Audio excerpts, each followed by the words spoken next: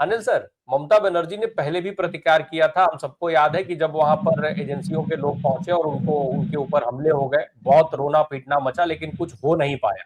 अब जब चुनाव सिर पे आया है तो फिर ममता बनर्जी के चुनाव अभियान से संबंधित कार्यालयों पर छापेमारी शुरू हुई।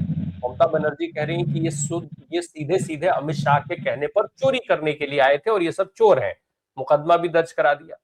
कैसे देखा जाए इसको? ममता बनर्जी ने जो प्रतिकार किया है, वो प्रतिकार आज की परिस्थिति के हिसाब से फिट बैठता है? देखिए, ये बिग पिक्चर देखना चाहिए। बीजेपी चाहती है कि डेमोक्रेसी खत्म हो जाए, और वो जितने डेमोक्रेटिक मीन्स ऑफ प्रोटेस्ट हैं उसके लिए लोगों को मजबूर करती है क्या कि आप इस तरह से करें कि संविधान और जब बाकी जो तरीके हैं वो आपके काम ना आए। अब इसमें तो आप अभी इसमें आगे पीछे आप क्या कर सकते हैं। एक ईडी जो है, जो ईडी 2020 की ये मतलब ये है का मामला है। 2020 के बाद दो इलेक्शंस, तीन इलेक्शंस हो गए। तो तीन इलेक्शंस हो गए कि ये क्या कहते हैं, लोकसभा इलेक्शंस भी हो गया और भी इलेक्शंस हुए। बीच में उसने ममता बनर्जी को इतनी छूट क्यों दी? 2020 के 20 से लेकर के 2025 तक उसको क्या बैठा हुआ, कहाँ बैठी हुई थी ईडी? कहाँ बैठा हुआ था? तो ये सवाल तो उठता ही है क्या कि इतना ये जो है।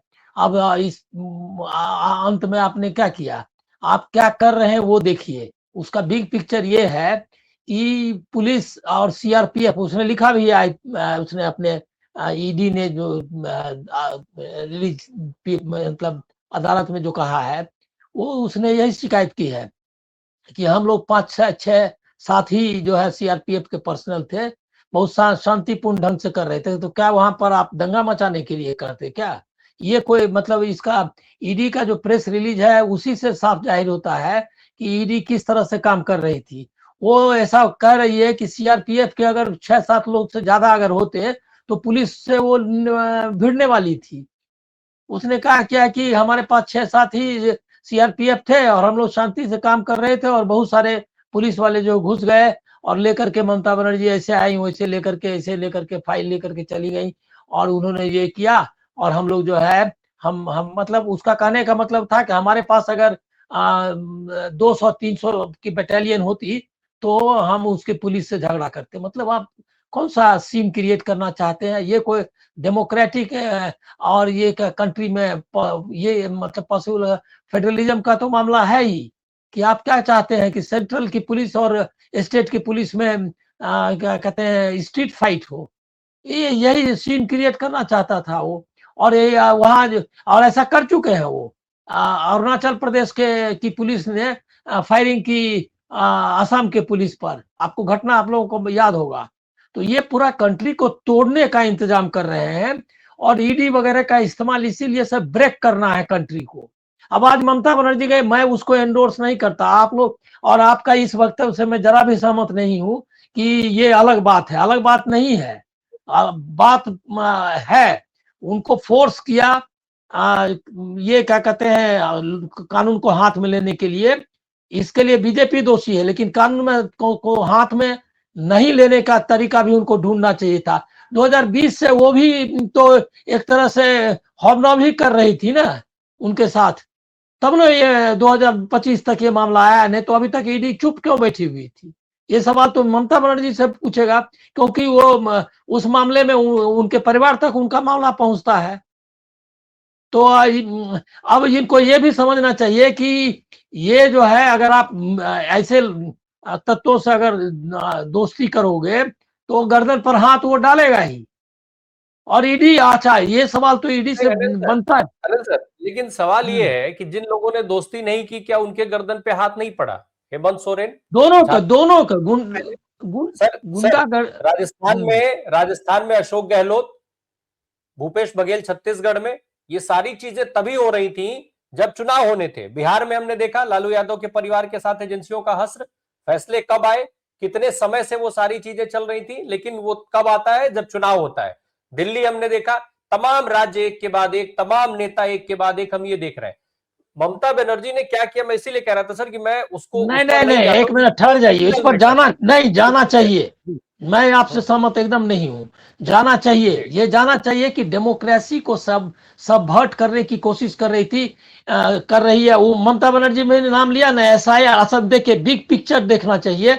इस तरह से हम लोगों को इस तरफ है उस तरफ है, हमको कोई मतलब नहीं है। हमारा एक ही मतलब है कि डेमोक्रेसी रहना चाहिए, और डेमोक्रेसी के रास्ते में जो भी बाधाएं हैं उसको दूर करना चाहिए, चाहे वो विपक्ष की तरफ से या कांग्रेस की तरफ, ये क्या कहते हैं सत्ता पक्ष के। इसमें बिग पिक्चर क्या है? बिग पिक्चर ये है कि SIR से ध्यान भटकाने के लिए, अंकिता भंडारी मामले से ध्यान भटकाने के लिए, और पूरे बंगाल का जो ये क्या कहते हैं डिस्कोर्स है, पॉलिटिकल डिस्कोर्स है चुनाव का, उसको चेंज करने के लिए बीजेपी ने ये तरीका अपनाया है। उसमें क्या है कि SIR में इतने लोगों का नाम कट गए। पहले देखिए ममता बनर्जी को इस तरह से हम छोड़ने का क्या मतलब है? SIR में इतने नाम कट गए, ममता बनर्जी ने क्या कहा? ममता बनर्जी ने कहा कि मैं कोर्ट में जाऊंगी अकेले, सिटीजन। अरे कौन होते हैं आप भाई?